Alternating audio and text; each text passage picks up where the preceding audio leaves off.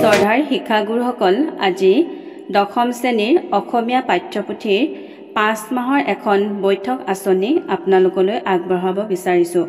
বৈঠকৰ সময়কাল আগষ্টৰ পৰা ডিচেম্বৰ মাহ। ইয়াত এনেদৰে প্ৰথমতে বৈঠক আঁচনি নাম, যিয়ে আঁচনিখন প্ৰস্তুত কৰিব তেখেতৰ নাম লিখিব। বৈঠক আগষ্টৰ পৰা ডিচেম্বৰ, সময়কাল 5 মাহ, বিষয় অসমীয়া, শ্ৰেণী দশম, এনেদৰে লিখি ল'ব লাগিব। ইয়াৰ পাছতেই পাঠ্যক্ৰমত আগষ্টৰ পৰা ডিচেম্বৰ মাহৰ ভিতৰত একাডেমিক কেলেণ্ডাৰ অনুসৰি দ্ৰুতপাঠ, ব্যাকৰণ আৰু অসমীয়া পাঠ্যপুথিৰ কি পাঠ আৰু কবিতা এই পাঠ্যক্ৰমত অন্তৰ্ভুক্ত হৈছে সেয়া লিখিব লাগিব।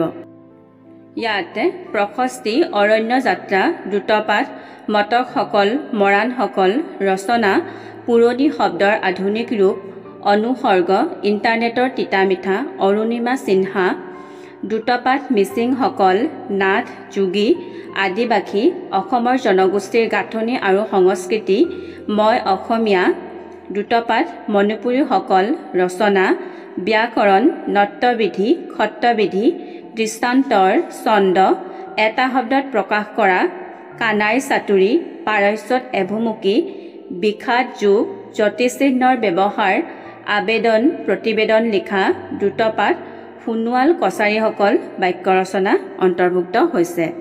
ইয়াৰ পাছতেই বৈঠকৰ উদ্দেশ্যসমূহ লিখিব লাগিব।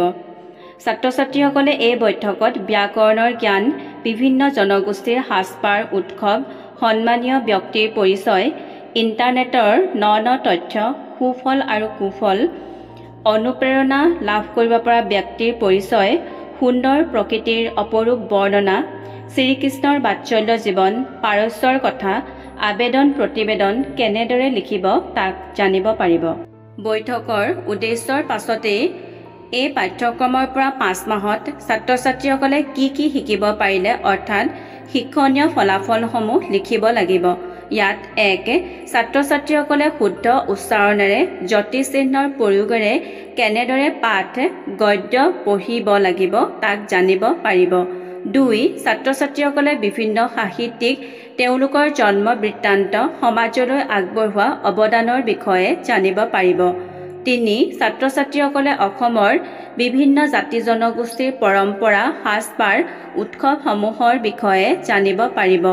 4. ছাত্ৰ ছাত্ৰীসকলে ৰচনা, নত্যবিধি, সত্যবিধি, জ্যোতিচিহ্নৰ ব্যৱহাৰ, আবেদন, প্ৰতিবেদন লিখা, ছন্দৰ বিষয়ে জানিব পাৰিব। 5. ছাত্ৰ ছাত্ৰীসকলে ইণ্টাৰনেটৰ সুফল কুফলৰ বিষয়ে জানিব পাৰিব। 6. ছাত্ৰ ছাত্ৰীসকলে ব্ৰজাৱলী ভাষাৰ ওপৰত জ্ঞান বাঢ়িব। শিক্ষণীয় ফলাফলসমূহ লিখাৰ পাছত এই পাঠ্যক্ৰমটো আগবঢ়াই নিওঁতে শিক্ষক শিক্ষয়িত্ৰীসকলে কি শিক্ষণ সঁজুলি অৰ্থাৎ টিচিং লাৰ্ণিং মেটেৰিয়েল ব্যৱহাৰ কৰিব সেয়াও লিখিব লাগিব। ইয়াতে চক, ডাষ্টাৰ, কৃষ্ণাংগ ফলক, পাঠ্যপুথি, দৃশ্য শ্ৰাব্য উপকৰণ, ICT, ইনফৰমেশ্যন এণ্ড কমিউনিকেশ্যন টেকনলজিৰ বিষয়ে লিখা হৈছে। এনেদৰে সকলোখিনি লিখাৰ পাছতে এখন 5 মাহৰ বৈঠক আঁচনিৰ অন্ত পৰিব। আজিলৈ ইয়াতে সামৰা হৈছে। বৈঠক আঁচনিখন ভাল লাগিলে লাইক কৰিব, শ্বেয়াৰ কৰিব আৰু লগতে মোৰ চেনেলটো ছাবস্ক্ৰাইব কৰি দিব।